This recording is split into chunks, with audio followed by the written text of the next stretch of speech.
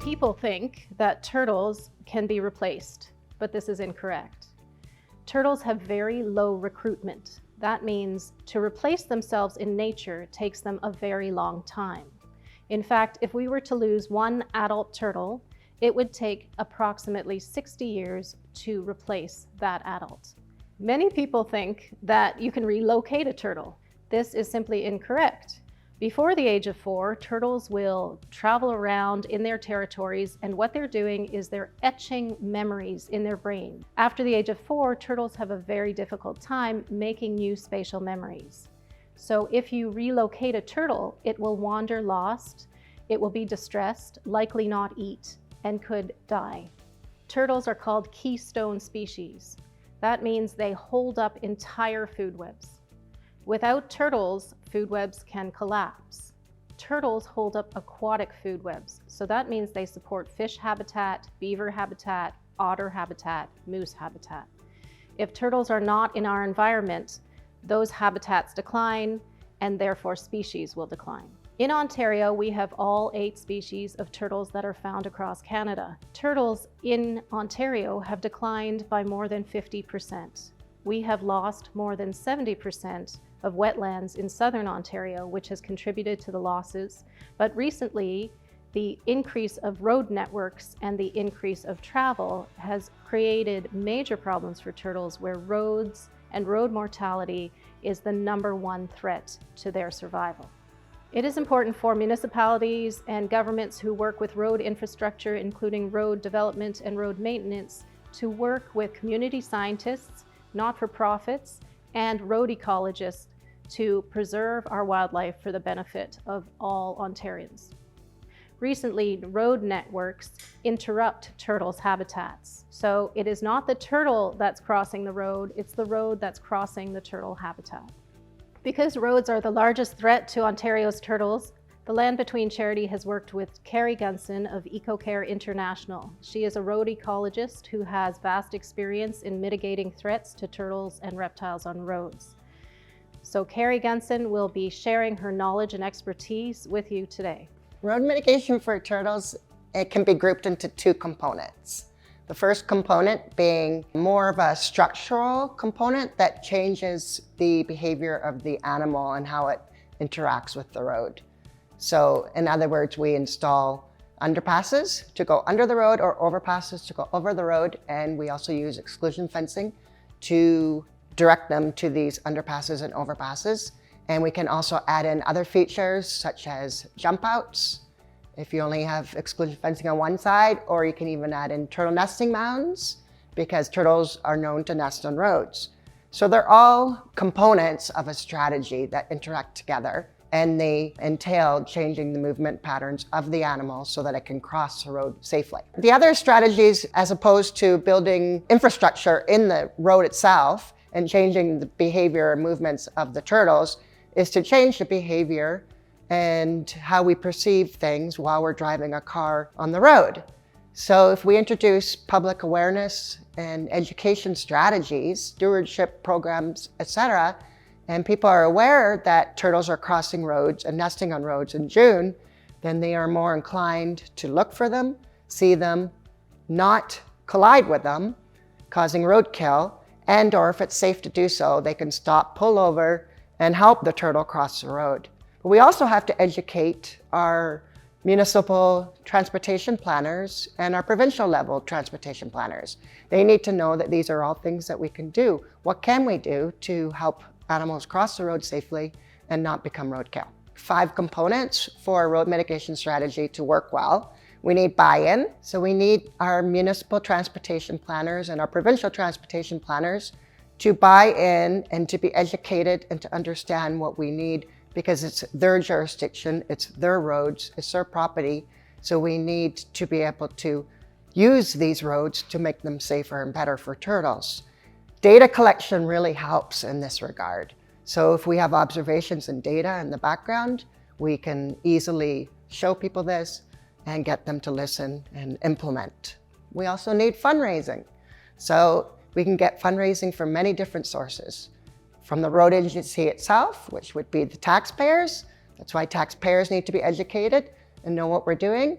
We can also get money from GoFundMe sources. We can get corporate money. So there's many different sources of money, and we can use this money to plan for, design, do research, and implementation. We also need good contractors and the required expertise. So contractors are typically fence exclusion contractors that will put in fencing, and culvert underpass engineering companies that will put in underpasses for turtles to use to cross the road. We need to diversify our ability to do these kind of things and be able to implement them in the mainstream processes. And then we also need a champion and someone to oversee and provide oversight throughout the process of planning for, designing, and implementing road mitigation. And then last but not least, we need maintenance, adaptive management, and monitoring. I have reviewed and been involved with at least 50 road mitigation projects for turtles in North America, primarily in Ontario. And it seems to me that they're all missing the same component, and this happens globally, and that is the maintenance component. And this also happens with large animal mitigation projects. However, maintenance is so important for turtles because turtles travel overland, and especially during nesting migrations, and they will follow an exclusion fence, and they will keep following it until they can find a small hole. So if there's a washout or a gap or a hole for whatever reason, the turtle will likely find it. And the unfortunate thing is that the turtle may actually walk right by a crossing structure meant for it to cross the road safely and get it to where it needs to go. So we need to ensure that the turtle finds that crossing structure. So we need to design the funnel fencing appropriately to guide them right to the crossing structure. Now, maintenance is important, but so is adaptive management. So if we're monitoring these strategies to measure and evaluate effectiveness, and we learn something from this monitoring work, we need to be able to take that information and communicate it effectively to the transportation agencies. And that's typically done with a report. Now we need action. We need for that information to be taken from the transportation agency office and to be implemented back into crossing structures. So I tried to summarize exactly what we can do to fix these problems, to improve what we're doing on the ground and implementing road mitigation strategies for turtles. The first thing we can do is to assess the site in detail, to have the required expertise to go to the site, take a look, to determine whether or not the strategy that you think may be appropriate for the site can actually be feasible and practical for the site. In other words, does it fit your budget? Will it fit your objectives? For example, you may want to look at, if you're going to have exclusion fencing, you need to have enough exclusion fencing to span the entire habitat of the turtle, so all the wetland and buffered habitat for that turtle. Then you need to look at whether or not there's continuity in that exclusion fencing that will span that habitat. Continuity is important because of the gaps that may exist in the fence, and then the turtles would be able to find those gaps. And those gaps could be caused by driveways, building development, access to railways, et cetera, et cetera. So if you have too many of those gaps, you can mitigate for that. However, if you have too many, then it might not be a practical strategy, so you might want to look at something else. So those are the kind of things you have to pay attention to. The next thing you can do is pay attention to your best practice manuals and documentation. Do your homework. So you can read them from Ontario, you can read them from elsewhere, and you can look at other projects and other things that people have learned and put it all together. You have to realize that there is a time lag between best practice documents and getting the information out there for you to be able to use. So you have to go to each site, do your feasibility assessment, and you also have to field fit the best management practices into that site. And so to be able to do that, you need to have the acquired expertise and people that know, the experts in the area and elsewhere, to come in and be able to put everything together and to make sure that you're using all the best available information for each specific site. So the next thing you can do is you can plan for and budget for maintenance costs for the life cycle of your product that you've implemented. So exclusion fencing, let's say, typically lasts for 10 years of permanent exclusion fencing. So you can put this cost up front into the entire cost of the project. With maintenance procedures, we can have a maintenance plan. We can also have an adaptive management plan within our strategy. So quite often, a mitigation strategy for turtles is designed and it's implemented by the design engineers and the ecologists, and it's implemented into the ground, but we don't take into consideration the maintenance or the adaptive management that needs to happen. So if these are integrated in the design and implementation plans right up front, and there is a responsible authority assigned to perform the maintenance and to perform the adaptive management, then we can ensure that these things will get done for each project. And finally, we need to share more information. As we gather our experts, we all learn from each other, implement projects, we need to be able to say, what did we learn from another project and what can we bring to this project? We need to be able to package all of that up, engage the stakeholders, and most importantly, we need to share our information with each other.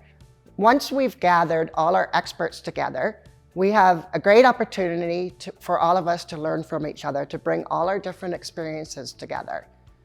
Also, we need to be able to share all of our data and information between each other. But probably the most important thing to do is to build on each other's work. If you know that somebody has done, an agency, a nonprofit organization, has implemented a baseline study, collected baseline information with regards to turtles and road ecology at a specific site, but perhaps that project is now over, maybe due to funding, maybe because the agency moved to something else.